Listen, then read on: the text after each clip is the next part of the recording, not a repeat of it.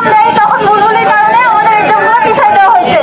19 সালে যখন 9-10 ভর্তি হয়েছি তখন থেকে আমাদের করোনার আক্রমণে আমরা পরীক্ষা দিতে পারি নাই। শেষে আমাদের পরীক্ষার ভিতরে 8-এর মার্ক যোগ করে আমাদের রেজাল্টটা খুবই খারাপ আসছে।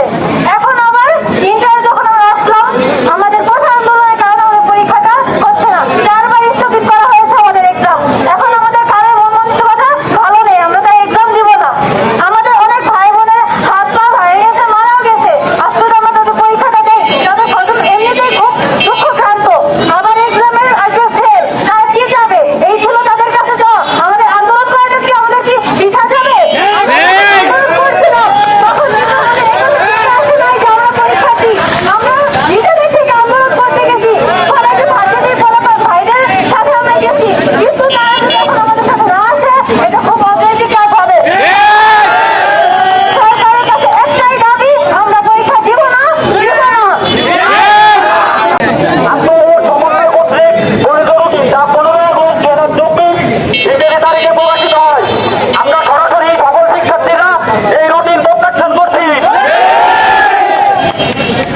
বিগত পরীক্ষাগুলো এবং শিক্ষার্থীদের এসএসসি ও সমমানের পরীক্ষার ফলাফলের ভিত্তিতে সাবজেক্ট ম্যাপিং তথা সমন্বয়ের মাধ্যমে এইচএসসি ও সমমানের পরীক্ষার ফলাফল ঘোষণা করতে হবে।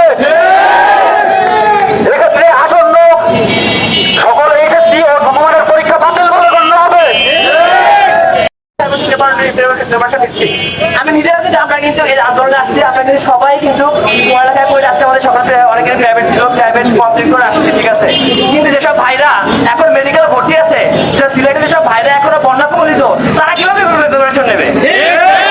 ঠিকই আপনার বাসায় এসি রুমে বসে বা বাসায় বসে গ্যালারিতে বসে আমরা প্রিপারেশন নিচ্ছি, তাদের কথা ভাবা লাগবে না?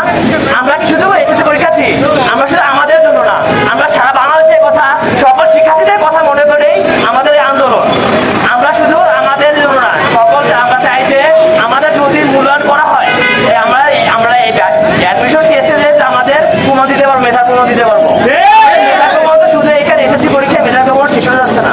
তো আমাদের একটাই দাবি, আমাদের পরীক্ষা আপাতত ক্যান্সেল করে আমাদের যে 15 আগস্ট যে রুটিন দিয়েছে সেই রুটিনটা বাতিল হোক, এবং আমাদের যে এসএসসি সমান পরীক্ষার থেকে এবং আমরা যে কটা দরকার পড়লে আমাদের যে কটা পরীক্ষা হয়েছে সেখান থেকে নিয়ে এবং আমাদের বোর্ড পরীক্ষার বিশেষ করে আমাদের বিভাগের সাবজেক্টগুলো সেগুলো থেকে আমাদের সাবজেক্ট ম্যাপিং করে মার্ক নেওয়া হোক।